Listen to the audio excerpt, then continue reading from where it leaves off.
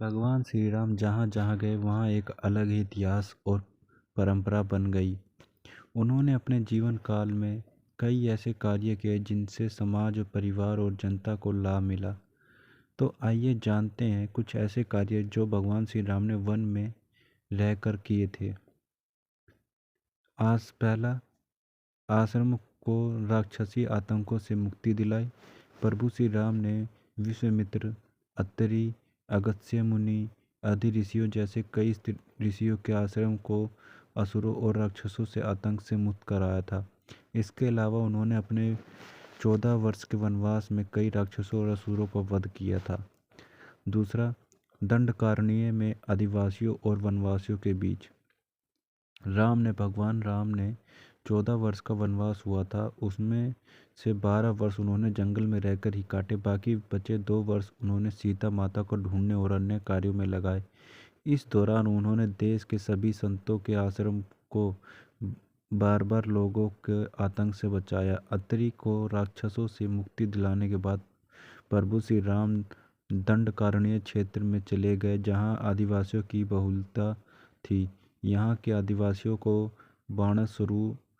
बाणासुर के अत्याचार से मुक्त कराने के लिए बाद प्रभु श्री राम 10 वर्ष तक आदिवासियों के बीच ही रहे। वन में रहकर उन्होंने वनवासी और आदिवासियों को धनुष एवं बाण बनाना सिखाया, तन पर कपड़े पहनना सिखाया, गुफाओं का उपयोग करने रहने के लिए कैसे करें ये बताया, और धर्म के मार्ग पर चलकर अपने रीति रिवाज कैसे संपन्न करें ये भी बताया। उन्होंने आदिवासियों के बीच परिवार की धारणा का भी विकास किया, एक दूसरे का सम्मान करना भी सिखाया। उन्हीं के कारण हमारे देश में आदिवासियों के कबीले नहीं हैं, समुदाय होते हैं। उन्हीं के कारण ही देश भर के आदिवासियों के रीति रिवाजों से समानता पाई जाती है। भगवान श्री राम ने सर्वप्रथम भारत की सभी जातियों और संप्रदायों को एक सूत्र में बांधने का कार्य अपने वनवास के दौरान किया था। एक भारत का निर्माण कर उन्होंने सभी भारतीयों के साथ मिलकर अखंड भारत की स्थापना की थी। भारतीय राज्य तमिलनाडु, महाराष्ट्र, आंध्र प्रदेश, मध्य प्रदेश, केरल, कर्नाटक सहित Nepal, Laos, Kampuchea, Malaysia, Cambodia, Indonesia, Bangladesh, Bhutan, Sri Lanka, Bali, Java, Sumatra और थाईलैंड आदि देशों को लोक संस्कृत व ग्रंथों में आज भी राम इसलिए जिंदा है। फैक्ट नंबर 3 भाई, सुग्रीव का राज्य दिलाया। हनुमान और सुग्रीव से मिलने के बाद श्री राम ने सुग्रीव की कथा सुनी और उन्होंने सुग्रीव को अपने क्रूर भाई वानर राज बाली के भय से मुक्त कराया।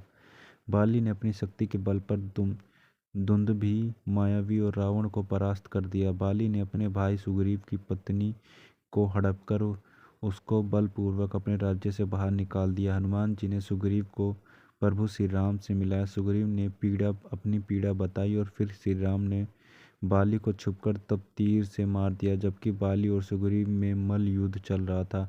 पौराणिक मान्यताओं के अनुसार प्रभु ने त्रेता में राम के रूप में अवतार लेकर बाली को छुपकर तीर मारा था। कृष्ण अवतार के समय भगवान ने उसी बाली को जरा नामक बैलिया बनाया और अपने लिए ही वैसे ही मृत्यु चुनी जैसे बाली को दी थी। फैक्ट नंबर 4 भाई, सैन्य गठन। 12वें वर्ष की समाप्ति के दौरान सीता का हरण हो गया तो बाद के 2 वर्ष उन्होंने सीता को ढूंढने, वानर सेना का गठन करने और रावण में युद्ध करने में गुजारे। इस दौरान उन्होंने वनवासियों और आदिवासियों के अलावा निषाद, वानर, मतंग और रीझ समाज के लोगों को भी धर्म, कर्म और वेदों की शिक्षा देने के साथ साथ एक बहुत बड़ी सेना का गठन किया। हनुमान और सुग्रीव से मिलने के बाद श्री राम ने वानर सेना का गठन किया और लंका की ओर चल पड़े। शिवलिंग। 5वां है शिवलिंग। महाकाव्य रामायण के अनुसार भगवान श्री राम ने लंका पर चढ़ाई करने के पहले यहाँ भगवान शिव की पूजा की थी। रामेश्वरम का शिवलिंग श्री राम द्वारा स्थापित शिवलिंग है। शिवलिंग स्थापना के लिए उन्होंने महापंडित रावण को पुरोहित के रूप में बुलाया था। 6 है भाई, सेतु बनवाया। इसके बाद प्रभु श्री राम ने नल और नील के माध्यम से विश्व का पहला सेतु बनवाया था और वह भी समुद्र के ऊपर। आज उसे राम सेतु कहते, जबकि राम ने इस सेतु का नाम नल सेतु रखा था। 7वां, हनुमान और जामवंत को वरदान।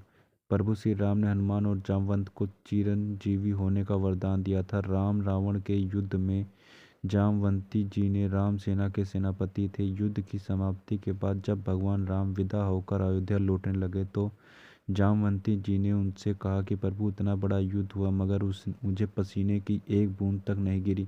तो उस समय प्रभु श्री राम मुस्कुराए और चुप रह गए। श्री राम समझ गए कि जामवंती के भीतर अहंकार प्रवेश कर गया है। जामवंत ने कहा, प्रभु, युद्ध में लड़ने से सबको लड़ने का अवसर मिला, परंतु मुझे तो वीरता दिखाने का कोई अवसर नहीं मिला।